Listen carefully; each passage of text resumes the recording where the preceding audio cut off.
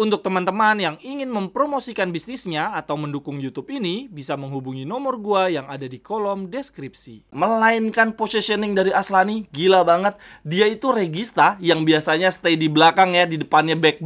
Ini dia malah lari vertikal ke arah kotak penalti. Gokil, Hakan Calhanoglu aja nggak pernah nih bikin pergerakan kayak begini. Cerewetan ceking kita, nyerewetin apa aja. Teman-teman yang sedang kalian saksikan saat ini adalah Cerewetin Inter. Apa kabar teman-teman semua? Semoga dalam keadaan sehat. Akhirnya kita merasakan lagi teman-teman apa yang disebut dengan senam jantung setelah sekian lama.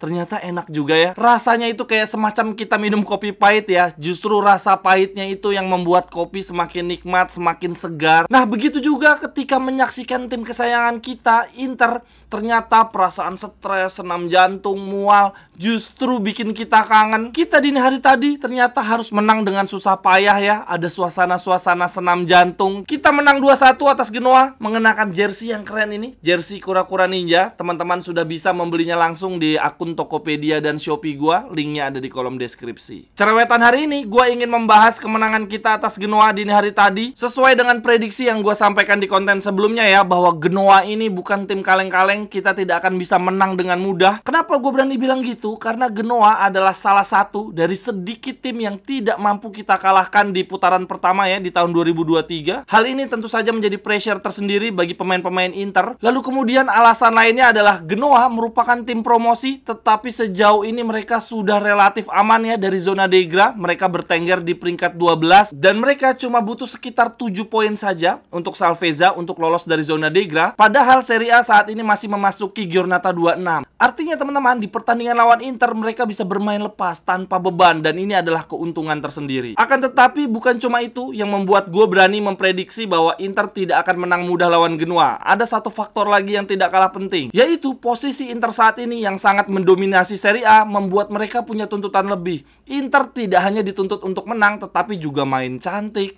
menang telak, dan juga clean sheet. Aduh, ini tekanan yang super berat. Sehingga menurut gue, untuk pertandingan Inter ke depan, termasuk lawan Genoa, Bolonya, dan seterusnya, faktor yang paling menentukan bukan lagi soal taktik maupun teknik, tetapi soal mental. Kalau sampai-sampai Inzaghi salah melakukan pendekatan permainan ya, misalkan dia terlalu ambisius, ingin unjuk gigi, bisa kok Inter menang telak terus, bisa kok Inter main cantik terus, wah ini bisa jadi bumerang. Bisa-bisa para pemain Inter justru meremehkan lawan, atau sebaliknya bermain grogi. Kalau udah begini jadinya, sebagus apapun taktik yang diterapkan Inzaghi, seberapa dominan teknik pemain kita dibandingkan lawan-lawan menjadi percuma. Jadi teman-teman, sekali lagi gua katakan, di pertandingan lawan Genoa dan di pertandingan kita berikutnya adalah soal mental game. Dan di pertandingan lawan Genoa dini hari tadi terlihat banget di 26 menit pertama. Kalau teman-teman menyadari ya, di 26 menit pertama kita mendominasi permainan. Possession football ada di kita, tapi kita kesulitan menembus pertahanan Genoa. Dan di 26 menit pertama teman-teman, walaupun possession football kita kuasai, Inter cuma menghasilkan 1 shoot dan itu pun tidak on target. Sebaliknya Genoa yang cuma mengandalkan serangan balik justru mampu membuat 5 shoot, salah satunya shot on target. Puncaknya adalah ada satu peluang Genoa sangat emas, sundulan dari Retegui, untungnya masih bisa diantisipasi oleh Sommer. Nah itu bola reboundnya juga sangat berbahaya, untungnya saja Gudmundsson tidak mampu memanfaatkan bola liar tersebut. Nah menariknya justru momen membahayakan itulah yang membangunkan Inter ya, menyadarkan para pemain Inter bahwa mereka di 26 menit pertama itu tertidur, mereka terlalu meremehkan atau malah grogi. Sejak peluang emas Genoa tersebutlah Inter mulai bermain baik, dan tidak sampai 5 menit kemudian kita justru mampu mencetak gol pertama melalui Aslani. Proses golnya cantik banget ya teman-teman, berawal dari De Vrij yang melakukan intercept dari serangan Genoa, kemudian dia mendribble bola, ini ciri khas dari De Vrij yang mirip-mirip Lucio. Dia memberikan bola kepada Barella, lalu kemudian Barella memberikan bola kepada Alexis Sanchez yang tanpa ragu mengirimkan umpan terobosan kepada Aslani. Dan umpan manis dari Alexis Sanchez tersebut diselesaikan dengan tendangan keras tanpa ampun oleh oleh Aslani. Menurut gue yang bikin gol Aslani ini terlihat makin cantik bukan karena umpan-umpan khas Inzaghi ball ya, umpan-umpan pendek 1-2, melainkan positioning dari Aslani gila banget.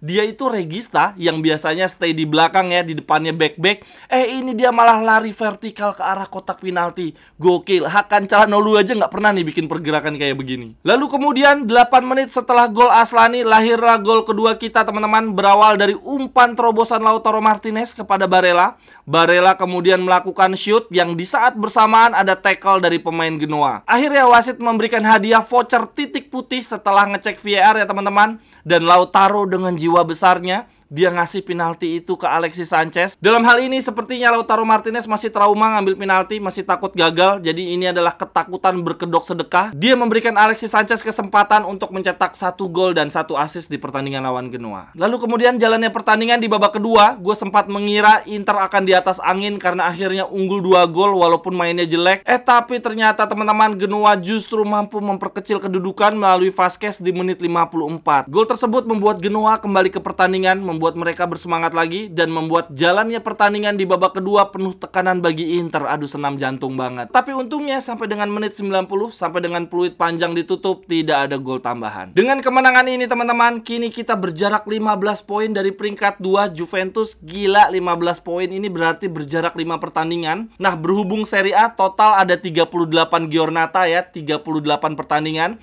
Berarti kalau dikurangi 5 pertandingan, nah ini artinya Inter berkesempatan membungkus Scudetto di giornata 33, yang mana saat itu lawan kita adalah Milan.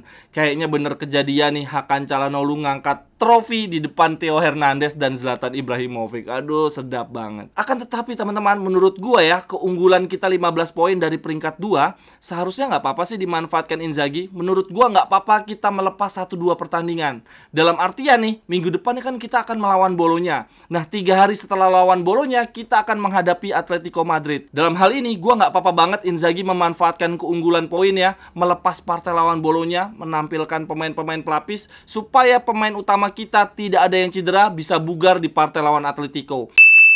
Teman-teman yang ingin membeli jersey Inter, jersey home, away, jersey ketiga, atau bahkan jersey transformer dengan harga terjangkau dan sekaligus turut membantu mengembangkan, mendukung YouTube Cerewetin Inter, silakan membeli di akun Tokopedia dan Shopee gue ya. Jersey-nya bisa custom nama dan juga nomor punggung, atau kalau teman-teman mencari jersey Inter di tahun-tahun lawas dan juga jersey klub-klub lainnya, bisa juga. Silakan langsung aja ya, cek kolom deskripsi, di situ ada link untuk pembelian jersey dan juga kontak gue. Terima kasih. Lalu kemudian catatan menarik yang gue buat untuk partai melawan Genoa. Yang pertama gue berikan kepada Yann Sommer dan Lautaro Martinez. Yang keduanya gagal menambah pundi-pundi clean sheet dan golnya ya. Ini mereka berdua sedang mengejar rekor. Yang satu sedang mengejar rekor clean sheet terbanyak. Dan yang satunya lagi Lautaro Martinez mengejar rekor gol terbanyak dalam satu musim. Keduanya di partai lawan Genoa gagal ya. Tidak ada clean sheet dan tidak ada gol dari Lautaro Martinez. Akan tetapi bukan berarti mereka berdua bermain jelek. Yann Sommer ada 1 penyelamatan, dan kemudian Lautaro Martinez juga beberapa kali memberikan umpan-umpan kunci. Salah satunya umpan terobosan kepada Barella yang menghasilkan penalti untuk Alexis Sanchez. Lalu kemudian catatan gue yang kedua, gue berikan kepada man of the match partai melawan Genoa, yaitu Alexis Sanchez. Bukan Alexis ya teman-teman, tetapi Alexis karena dia mampu membuat assist di 3 pertandingan terakhir Inter. Gokil, Alexis Sanchez. Lalu kemudian catatan yang ketiga, gue berikan kepada Aslani. Betul, dia membuat gol cantik. Ini adalah gol pertamanya untuk Inter. Kita semua senang untuk Aslani. Akan tetapi lagi dan lagi di pertandingan ini Aslani memperlihatkan dia sering mendelay bola di saat-saat yang tidak perlu. Kadangkala kita butuh serangan cepat, dia malah mendelay bola. Tapi yang lebih parah adalah salah satu momen dia mendelay bola, bolanya kerebut dan akhirnya menjadi awal dari golnya Genoa. Kalau dilihat-lihat ya teman-teman, gaya-gayanya Aslani dalam mendelay bola, dalam dribble, dalam melakukan gerakan tipuan,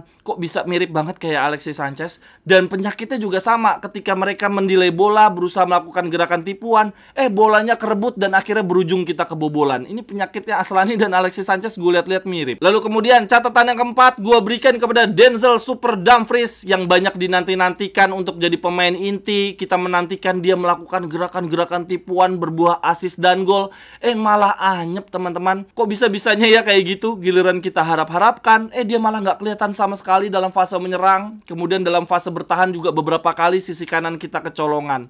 Nah, uniknya teman-teman, Dumfries balas budi ya ke Darmian. Di partai sebelumnya Darmian kena kartu kuning sehingga Dumfries punya kesempatan main sejak menit awal babak kedua. Kemudian di pertandingan dini hari tadi lawan Genoa, Dumfries balas budi ke Darmian ya. Dia kena kartu kuning di babak pertama sehingga akhirnya Darmian bisa bermain sejak menit awal babak kedua. Lalu kemudian catatan menarik yang kelima gue berikan kepada Simone Inzaghi yang di luar dugaan masukin Bisek untuk menggantikan Pavard. Gila, itu Pavard emang kelihatan banget mukanya kecapean karena di babak pertama dia sering banget membantu serangan. Nah, keputusan itu ternyata sangat tepat walaupun ini momen krusial masukin pemain muda menggantikan pemain kelas dunia ya. Bisek tidak canggung sama sekali dan membuat pertahanan kita justru menjadi jauh lebih kokoh. Lalu kemudian catatan gue yang terakhir untuk pertandingan hari ini gue berikan kepada Acerbi dan Thuram yang kembali dari cedera dan bermain sangat solid. Kehadiran Acerbi memberikan rasa aman tersendiri ya untuk pertahanan kita. Dan kemudian masuknya Thuram di babak kedua tidak hanya membuat lini depan kita jadi punya energi untuk terus menekan, akan tetapi selain itu sekaligus mengobati rasa kangen kita ya melihat umpan-umpan manis dan liukan-liukan berteknik tinggi dari Marcus Thuram. Sekian dulu untuk cerewetin Inter hari ini teman-teman. Silahkan tuliskan pendapat teman-teman di kolom komentar. Sampai ketemu di cerewetan-cerewetan berikutnya. Bye-bye, thank you.